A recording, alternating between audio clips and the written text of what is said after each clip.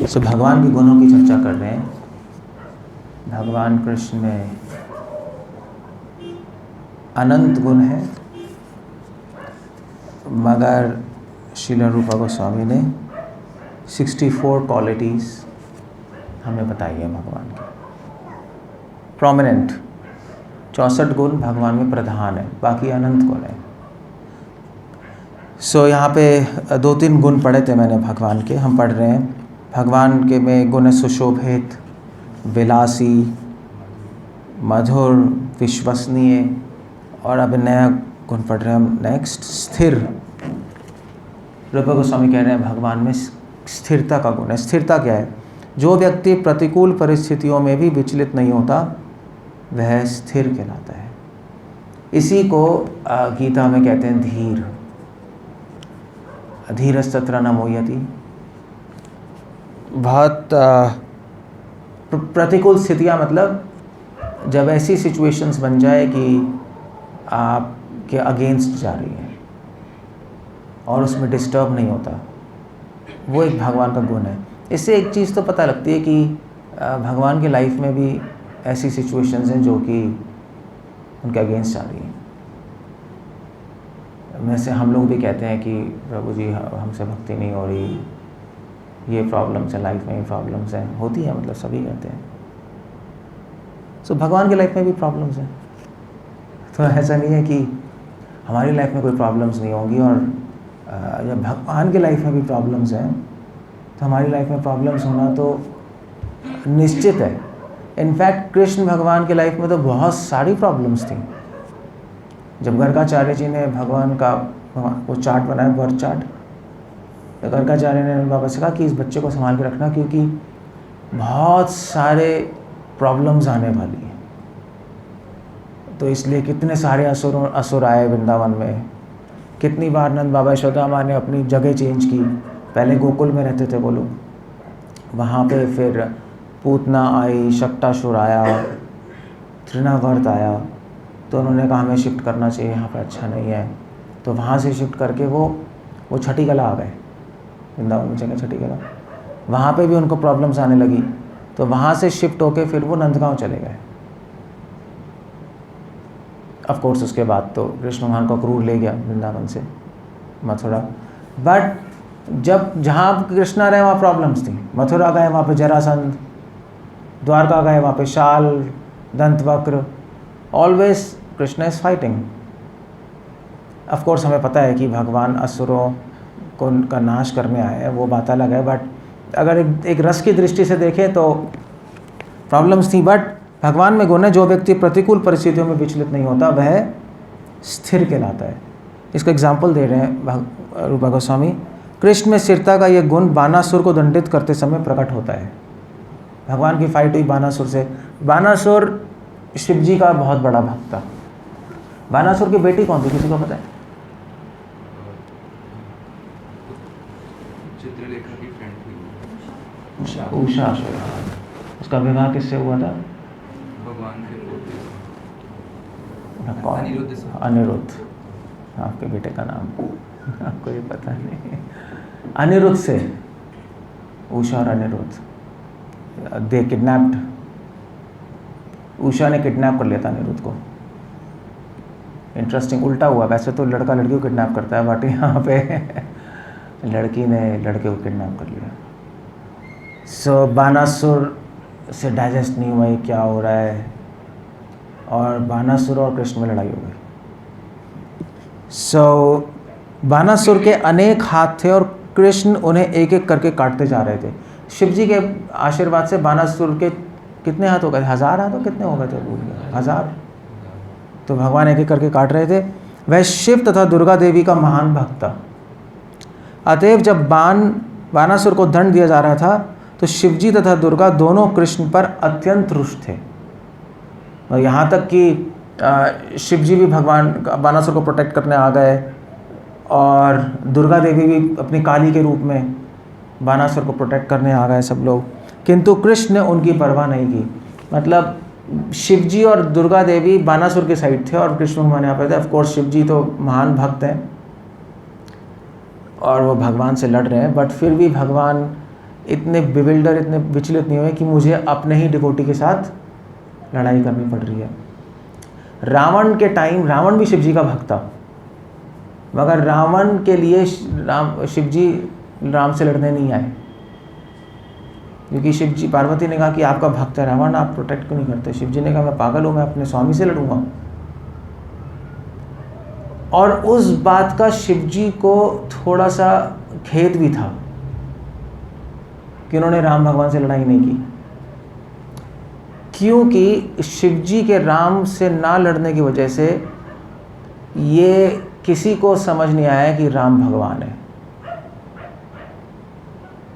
लोग समझते लगे कि राम भी भगवान है और शिव जी भी भगवान है, तो बहुत बड़ी कन्फ्यूजन हो गई रामलीला से। तो यहाँ पे जब कृष्ण लीला हुई तो शिव जी ने कहा अब मौका है, एटलीस्ट ये संसार को प्रूव करना है कि कृष्णा सुप्रीम है, इसलिए वो लड़ने आ गए कृष्ण भगवान से। ऑफ कोर्स यहाँ पे भी नहीं आते, वो सेम लॉजिक चलता कि बानासुर मेरा डिवोटी है, but at the same time मैं अपने स्वामी से थोड़ा ना लड़ूंगा, बट स्टिल ही केम, और वो हार गए। उनको पता था हारना ही है। तो जब हार गए तो ये प्रूव हो गया कि कृष्ण भगवान शिव, ब्रह्मा, दुर्गा आदि के अधिष्ठात्री देव हैं। तो शिव जी ने कृष्ण भगवान से लड़के कृष्ण भगवान की सेवा की। इस तरह से भी कभी कभी सेवा होती है भगवान की, ज़रूरी नहीं है भगवान के साथ रह के उनकी सेवा होती है, कभी कभी भगवान के एंटी जाके भी सेवा होती है, मगर वो सेवा हमारे लिए नहीं है, वो सेवा इन स्पेशल डिवोटीज़ के लिए है जो कि महान डिवोटीज़ हैं। हम तो पहले ही एंटी बैठे हैं, तो हमारे लिए ऐसी सेवा नहीं होगी कि आप एंटी काम करो। That's not the idea. Indra भी हमें लगता है कि मतलब जब भगवान पारिजात का फूल लेने गए थे तो मतलब सत्यभामा ने रिक्वेस्ट की थी, और वहाँ पर इंद्र जो है वो कृष्ण भगवान से भिड़ गया कि मैं नहीं ले जाने दूंगा। बाहर से ऐसा लग रहा है कि इंद्र क्या इंद्र को पता नहीं था कृष्ण भगवान है? गोवर्धन लीला तो हो चुकी थी, और गोवर्धन लीला के बाद इंद्र ने आके पूरा अभिषेक किया है, सारी स्तुतियाँ की हैं, तो ऐसा तो नहीं हो सकता कि इंद्र भूल गए हों कि कृष्ण भगवान है। इतना बड़ा ड्रामा हो गया, और क्या इंद्र की मेमोरी लॉस हो गई, क्या हो गया? ये तो डाइजेस्ट नहीं होता।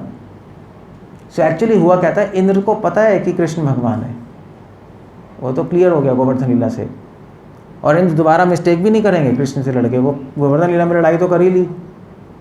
इसलिए यहाँ पर इंद्र ने फिर भी कृष्ण भगवान को रोका पारिजात फूल लेने से, क्योंकि इंद्र को पता था कि मैं रोकूंगा कृष्ण भगवान आसानी से मुझे हरा देंगे, सारे देवताओं को हरा देंगे, और ये प्रूव हो जाएगा कृष्ण भगवान है, मुझसे भी सुपीरियर है। तो ये जितनी भी लड़ाइयाँ हो रही हैं देवी देवताओं में और कृष्ण में, वो सब इसलिए कर रहे हैं, दिखाने के लिए कि ये हमारे स्वामी हैं, लोगों को पता लग जाए कृष्ण के समान और उनसे अधिक कोई भी नहीं है।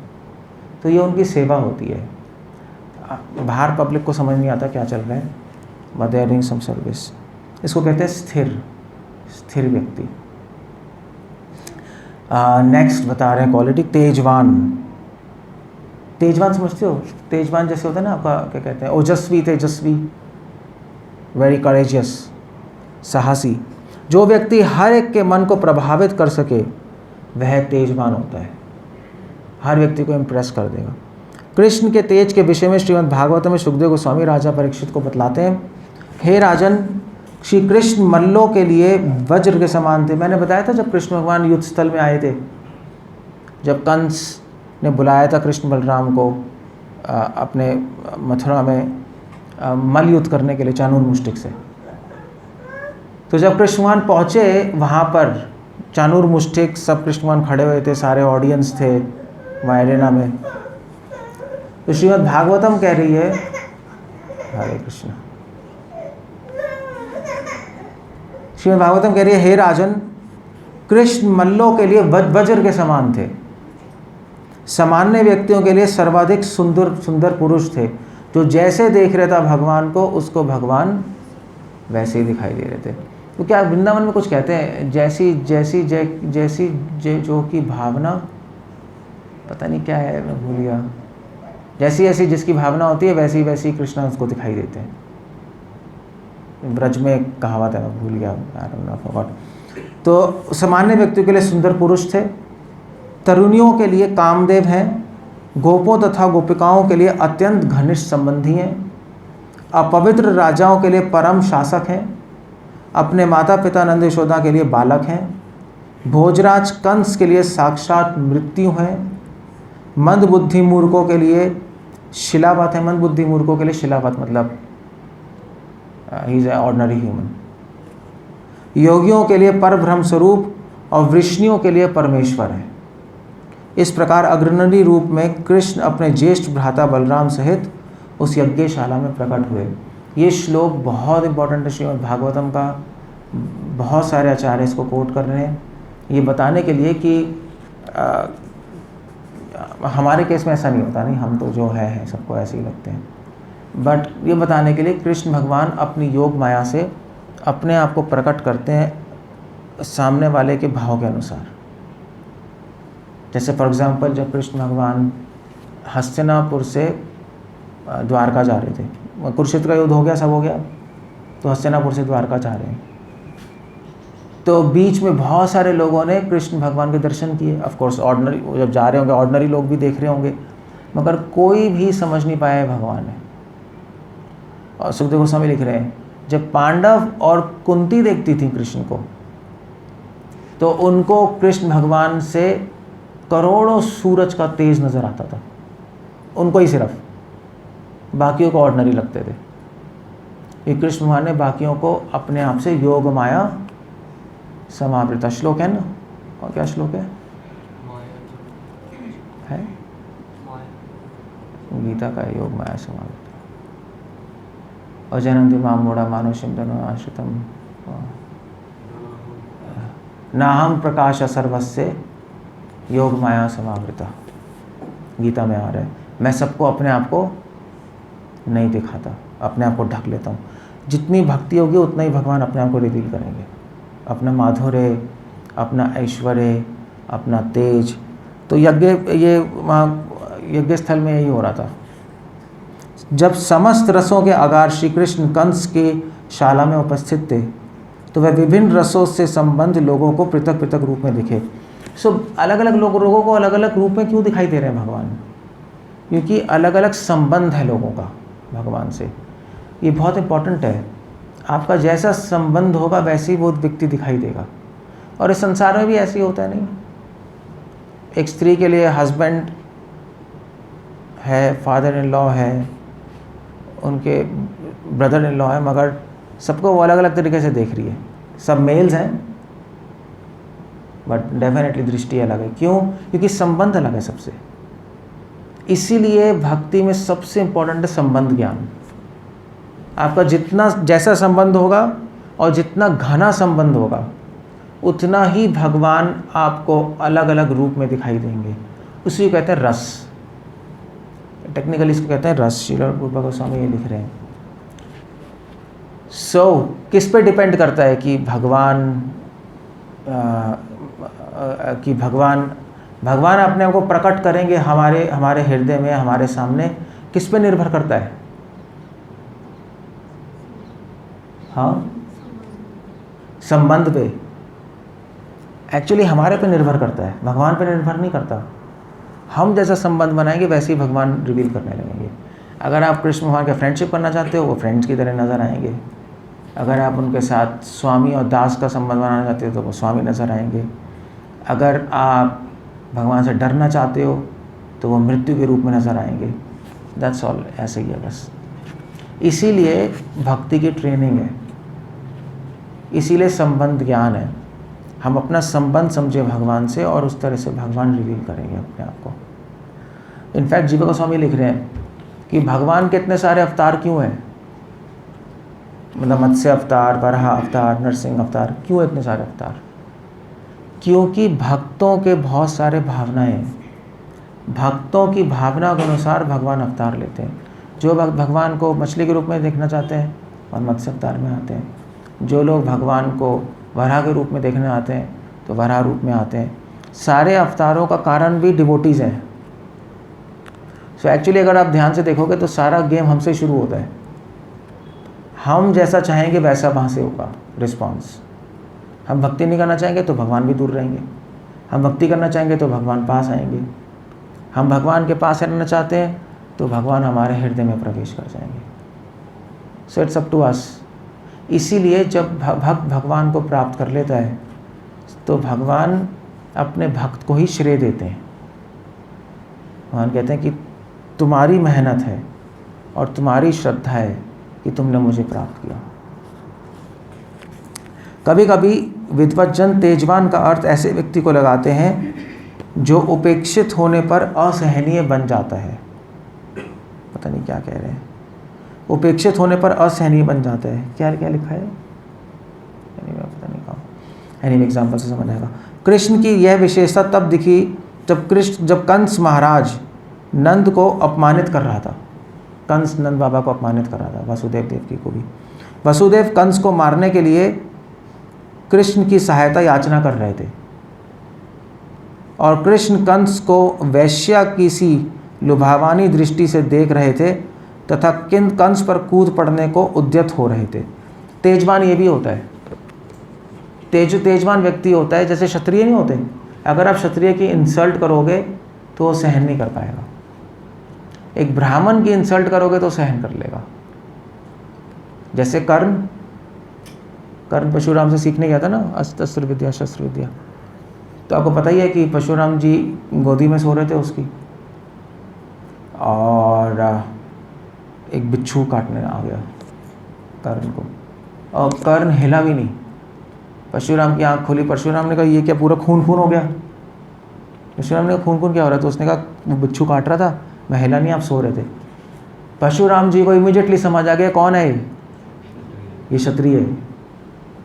मगर कर्ण ने झूठ बोला था कि मैं कौन हूँ, मैं ब्राह्मण हूँ, वो अस्त्र विद्या सीखने आया। तो परशुराम ने कहा तुमने झूठ बोला है, क्योंकि इतनी सहन शक्ति एक ब्राह्मण में नहीं हो सकती।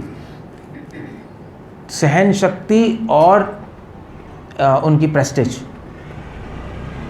तभी मतलब दुर्योधन को बोला तो था द्रौपदी ने, अंधे का बेटा अंधा, कहाँ सहन कर पाया दुर्योधन, महाभारत हो गई। तो क्षत्रिय लोग सहन नहीं कर पाते, अगर उनको कुछ बोले हम तो इंसल्ट करें, वो लोग टॉलरेट नहीं करेंगे। कृष्ण भगवान भी ऐसे ही थे, उसको बोलते हैं तेज। क्षत्रियों में तेज होता है, ब्राह्मणों में ओज होता है। ओज मतलब इंटेलिजेंस, तेज मतलब स्ट्रेंथ। ब्राह्मणों में ओज, क्षत्रियों में तेज, और वैश्यों में होता है क्या कहते हैं उसको, ओज तेज तो वर्ड है बट वित्त मतलब धन की सेंस, वो बिलीव करते हैं मनी पावर में। क्षत्रिय बिलीव करते हैं स्ट्रेंथ पावर में, और ब्राह्मण बिलीव करते हैं इंटेलेक्चुअल पावर में, बुद्धि की पावर। क्षत्रिय शरीर की पावर, वैश्य मनी की पावर, और शूद्र के पास कोई पावर नहीं होती। शूद्र बिलीव करता है क्रिएटिविटी की पावर में, वो क्रिएशन करता है। स्किल्स होती है ना शूद्र में, पॉटरी करना, जो भी टोकरी बनाना, बार्बर्स होते हैं, गाँव में होते हैं नहीं होते हैं, ये सारे होते हैं, असिस्ट करते हैं। सो सब में कुछ ना कुछ भगवान ने गिफ्ट या, और वो सब गिफ्ट भगवान से आ रहे हैं। Okay, this is nice. भगवान इतने स्ट्रॉन्ग हैं मगर साथ साथ बहुत ही स्वीट भी है। इसलिए नेक्स्ट क्वालिटी दे रहे हैं अत्यधिक श्रृंगारी और ललित। भगवान अपना मेकअप करते हैं और उसमें बहुत टाइम स्पेंड करते हैं। बड़ा इंटरेस्टिंग है, बट ही डज दैट। जो व्यक्ति अपने को अलंकृत करने का अत्यंत इच्छुक होता है वह ललित कहलाता है। भगवान जब अपने गाँव, नंद बाबा अपने जब घर में होते हैं यशोदा माँ नंद बाबा के साथ, तो उनके सेवक कृष्ण भगवान को ऑर्नामेंट्स बनाते हैं, ज्वेल्स बनाते हैं। भगवान के ईयररिंग्स हैं, शार्क शेप ईयररिंग्स, उसको बोलते हैं मकर कुंडल है। भगवान की बेल्ट है, बेल्ट पहनते हैं, हाथ में बाजूबंद पहनते हैं, बहुत कुछ है श्रृंगार का। He spends time. और जब सखाओं के साथ खेलने जाते हैं फॉरेस्ट में, तो वहाँ पर सारे अपने उतार देते हैं, एक बैग में रख देते हैं, और वहाँ पे दोबारा से उनका श्रृंगार होता है फूलों से। और फिर जब वापस आते हैं तो फिर से उनको उतार के रखना पड़ता है। यशोदा माँ कहेंगी तुम्हारे ऑर्नामेंट्स कहाँ चले गए, तो फिर से उतार के फिर से श्रृंगार होता है उनका।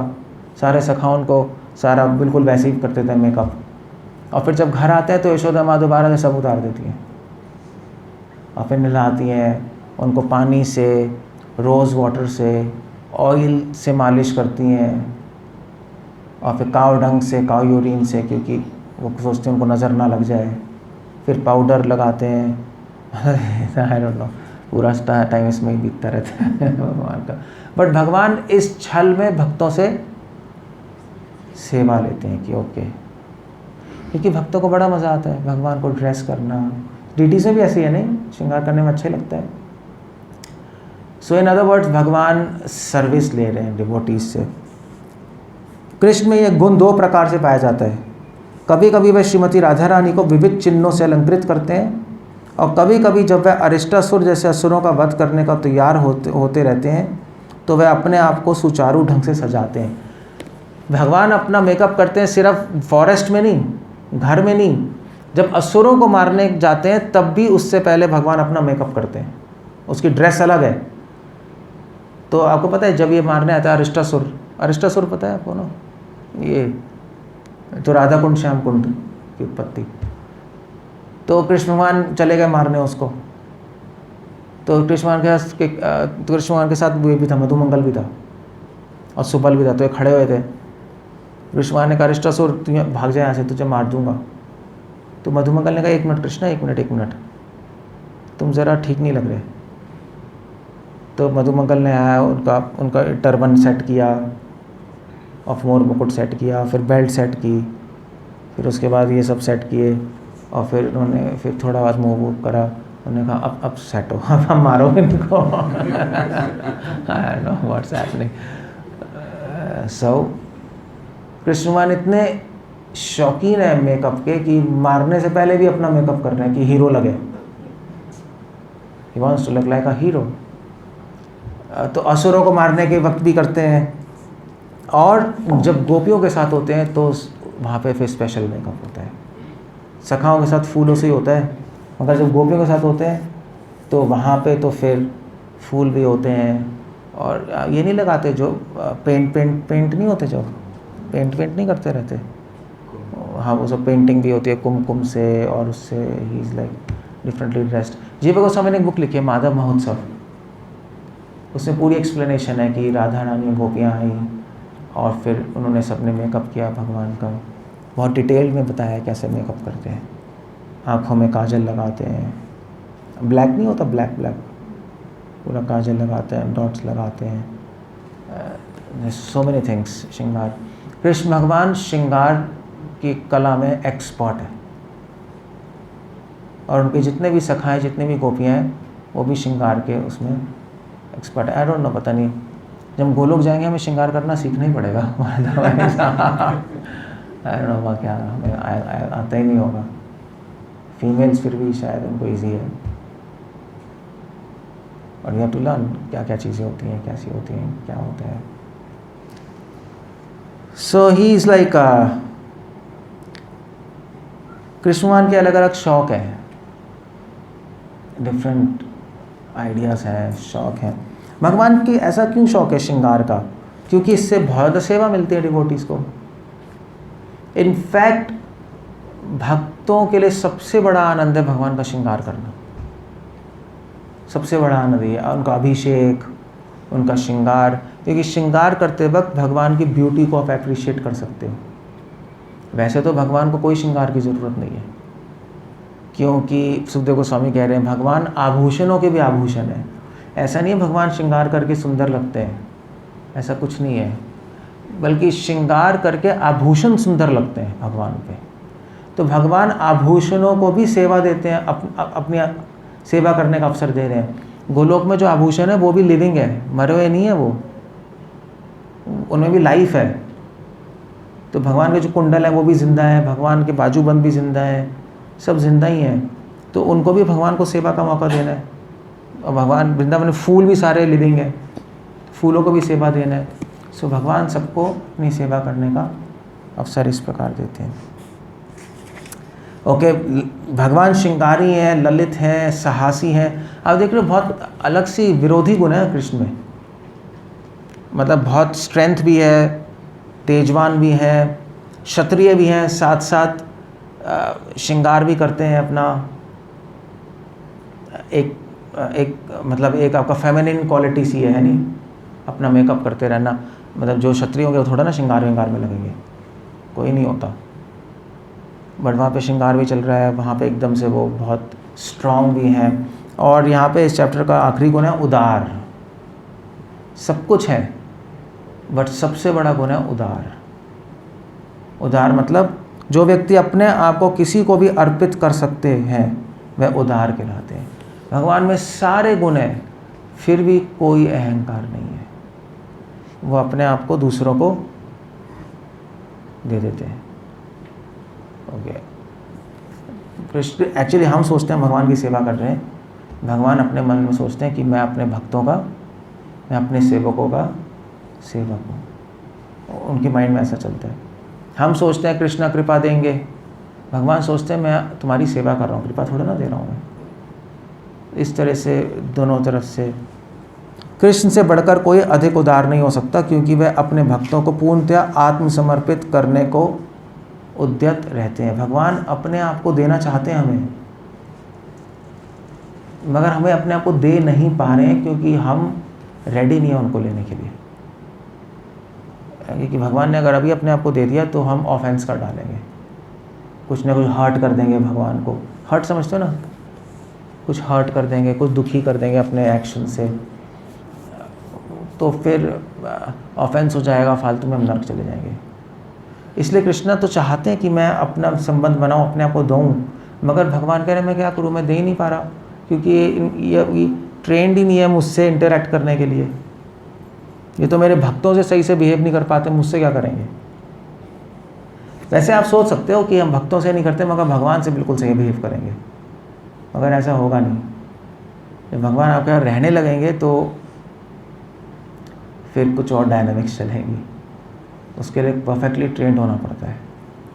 सो कृष्ण कह रहे हैं चैतन्य महाप्रभु के रूप में कृष्ण उसको भी आत्मसमर्पण करने एवं उसका भी उद्धार करने को उद्यत रहते हैं जो उनका भक्त नहीं होता।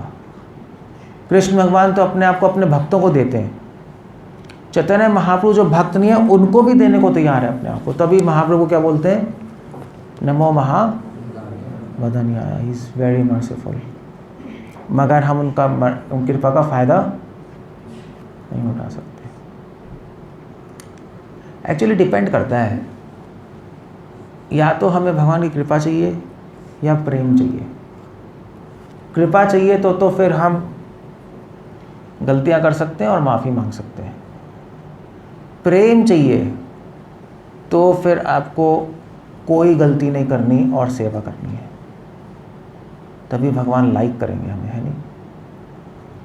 तो क्लास में जो फेलियर, जो गंदे बच्चे होते हैं उन पर टीचर कृपा करता है, पढ़ाएगा, ठीक है बेचारे पास हो जाएं। जो जो जो जो टॉपर है, जो कोई गलती नहीं करता एग्ज़ाम में, उसको टीचर लाइक करती है नहीं। सो डिफरेंस है। अगर आपको भगवान का प्रेम चाहिए तो आपको परफेक्ट बनना पड़ेगा, अदरवाइज भगवान कृपा देंगे और आपकी हेल्प करेंगे, बट प्रेम नहीं है फिर उसमें, अगर आप परफेक्ट नहीं बनोगे अपनी लाइफ में तो। सो यद्यपि कृष्ण हर एक में से स्वतंत्र है, किंतु अपने अहितु की कृपावश वे धार्मिक उपदेश के लिए गर्ग ऋषि पर, सैन्य कला सीखने के लिए सात्यकी पर, सदुपदेश के लिए अपने मित्र उद्धव पर आश्रित रहते हैं। This is very nice. भगवान अपने आप को समर्पित करते हैं। कहने का मतलब क्या है? कहने का मतलब है कि भगवान अपने, जब भी भगवान को एडवाइस चाहिए होती है धर्म के बारे में तो गर्ग ऋषि से पूछते हैं। मतलब भगवान अपने भक्तों को सरेंडर कर देते हैं। सरेंडर का मतलब ये है कि जिसकी हम शरण ले रहे हैं उससे एडवाइस लेना, उसको फॉलो करना। तो गर्ग ऋषि से पूछते हैं। जब उनको फाइट करनी होती है तो अपने सैनिक सात्यकी से एडवाइस लेते हैं। जब उनको कुछ उपदेश चाहिए होता है, कुछ मंत्रणा चाहिए होती है तो उद्धव जी से पूछते हैं। हालांकि भगवान को ये सब करने की ज़रूरत नहीं है क्योंकि वो भगवान है, बट स्टिल वो ऐसा बिहेव करते हैं कि मैं तुम पे आश्रित हूँ, एज ए डिवोटी हमें भी ऐसे ही रहना चाहिए। हम चाहे कितने सीनियर हो जाएं, स्टिल हमें डिवोटी से पूछना चाहिए। हरे कृष्ण। तो पूछने का मतलब है कि हम उन पे आश्रित हैं। आपको हो सकता है पता हो, फिर भी डिवोटी से पूछ लेना चाहिए कि तुम्हारा क्या कहना है। तो उससे दूसरे व्यक्ति को लगता है ओके ये हमारे साथ है, वरना उसको लगेगा ये तो ऑर्डर ही करते रहते, तुम ऐसा कर लो, ऐसा कर लो, ऐसा कर लो, ऐसा कर लो। तो फिर एक पॉइंट के बाद आपकी रिस्पेक्ट ख़त्म हो जाएगी, क्योंकि आप किसी से कुछ पूछ ही नहीं रहे। तो लोगों को लगेगा ये जादी बनते हैं और हमेशा ऑर्डर करते रहते हैं। इसलिए चाहे आपको पता भी हो, कृष्ण को सब कुछ पता है, फिर भी उद्धव से पूछते हैं, उद्धव आप बताइए। और उद्धव जी हमेशा कहते हैं भगवान आपको तो सब कुछ पता ही है, फिर भी आप पूछ रहे हैं तो मैं आपको बता देता हूँ। वहाँ से उल्टा रिस्पॉन्स आ रहा है। सो ऐसे ही हमारी लाइफ में होना चाहिए। एज अ डिवोटी, आप चाहे सीनियर हो चाहे किसी भी पोजीशन पे हो, एटलीस्ट एक बार डिवोटी से पूछ लो। इसलिए नहीं क्योंकि हमें पूछ के कुछ सीखना है, इसलिए कि हमारा एक प्रेम का संबंध बना रहे और दूसरों को ये ना लगे कि हम अहंकारी हैं and we are like the all knower omniscient being. ऐसा ना हो, वो कहेंगे कि ये तो सोचते हैं इनको सब कुछ पता है। और ऐसा भी हो सकता है कि हम जो सोच रहे हैं गलत हो, हमेशा हम ठीक भी नहीं हो सकते। So it's good to take advice. जब भगवान एडवाइस ले रहे हैं तो हम भी एडवाइस लें, ज़्यादा अच्छा है। इसको कहते हैं मर्यादा। राम भगवान खुद पूछते थे हनुमान जी से कि अब हमें क्या करना चाहिए। सुग्रीव से पूछते थे, हनुमान से पूछते थे। ऑल्दो राम भगवान तो सर्वज्ञ हैं, but still he used to ask.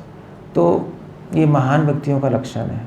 जैसे कृष्ण भगवान में जो छोटे व्यक्ति होते हैं, छोटी बुद्धि वाले, वो कभी नहीं पूछते किसी से, बस बोलते रहते हैं, क्योंकि वो सोचते हैं उनको सब कुछ पता है।